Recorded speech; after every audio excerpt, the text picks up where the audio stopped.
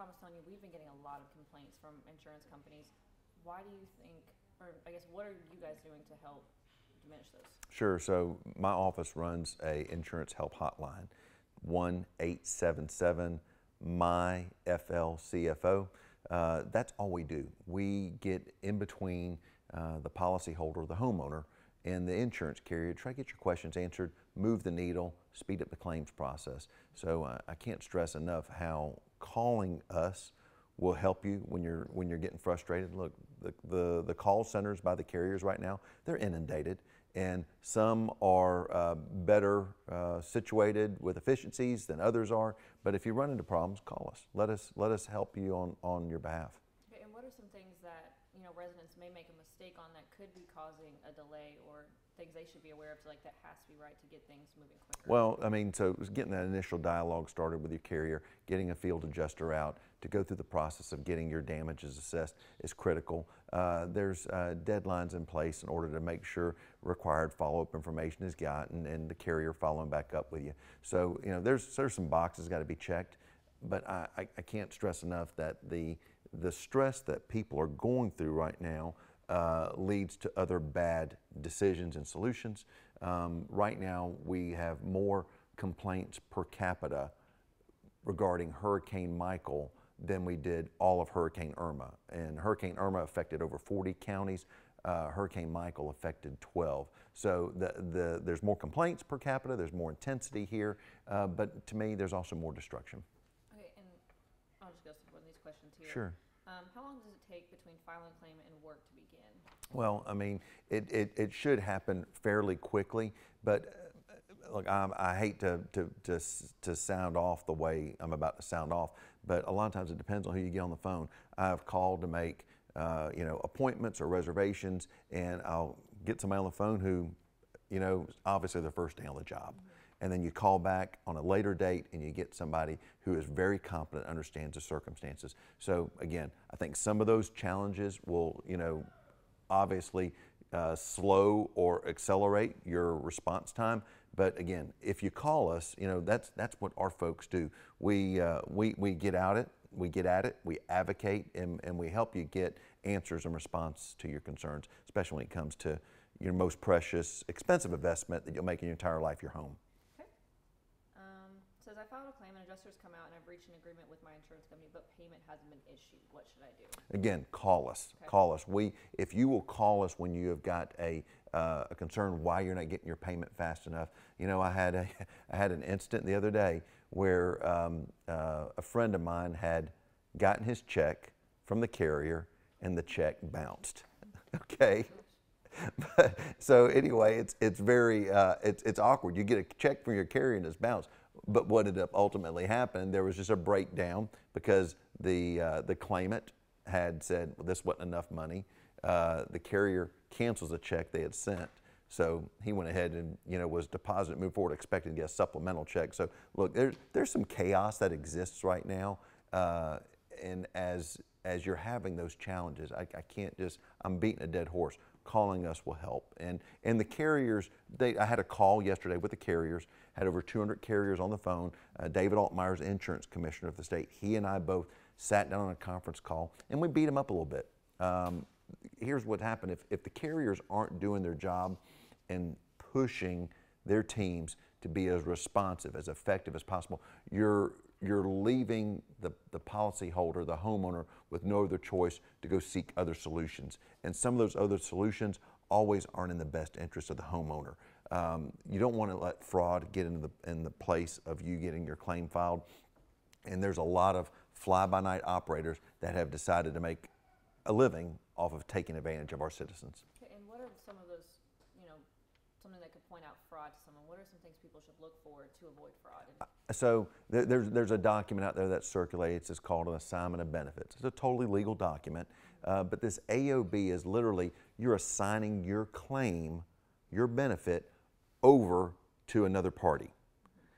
So you are now no longer in the driver's seat. That's dangerous. I mean, if you do not have a good outcome, then I can't help you. You have given your policy to somebody else who may not even live in the state. So I would be very cautious and not sign anything that says AOB or assignment of benefits, you know, if I would encourage you, if you got questions because you're at a dire straits and you don't call us, let us walk you through it. But giving your policy value away to somebody else, your claim away to somebody else, you know, buyer beware. If it sounds too good to be true, it usually is. Okay, and what should someone do if their insurance claim is denied? So again, I think if your insurance claim is denied, you give us a call. We will advocate on your behalf, even if you get to a point where your insurance carrier gives you, you know, $200 for your claim. Well, this isn't right, and you want to argue with your insurance carrier. Well, then what will happen is we actually do state-sponsored mediation between you and your carrier. So there's a whole bunch of tools in our toolbox that we can help the policyholder in getting their claim resolved. You know, now the example I used is a ridiculous one, but again, if you get to impasse with your carrier, you should call us. Exhaust every option that the state provides you for free. Okay, so you guys are able to help with denied claims and even claims that maybe someone thinks this is not enough for me, I need more, or it's worth more. Absolutely. So let's take Hurricane Irma for example. During Hurricane Irma, just the calls, and you got to think there was thousands and thousands of claims filed after Hurricane Irma, affected 40 counties in the state. Just by calling our office and saying, I've got a problem with my claim, can you help me with it? Or this is how much money the carrier's off me. We put almost $10 million more into the policyholder's pocket by calling my office at no cost to you to help you get claim satisfaction. So again, that call to us might only solve your problem, but it also might find you more money and ultimately what is your settlement from your claim adjuster. Okay, so should people call you guys to get the process started, or is there something that people should do before talking to your office? I think you should call for all the above. Okay. Call us if you know, hopefully you've got your claim started and somebody's started an adjustment, and by all means, safety first. You know, make sure that you're still in an environment where your dwelling is safe if you intend to continue to live in it. The Army Corps of Engineers, the Operation Blue Tarp, its offices are set up out at Pier Park right next to Target on Back Beach Road. So that's, if you're still looking for a tarp solution, that's where they're stationed out of. And look, I can't stress enough, anybody, everybody that's affected who does not have insurance, you've got to file and register with FEMA. The SBA loan programs that are out there right now, if you go the disaster link on there, it's pretty amazing the low interest money that's available, especially if you've got a high deductible and may not have the money to make the deductible, but you need to get your roof repaired. These are solutions that will get you back into your house, you know, and hopefully get your life back together. Okay, let's see. And we're in this together. That's good. Say that again while I'm quiet. Okay.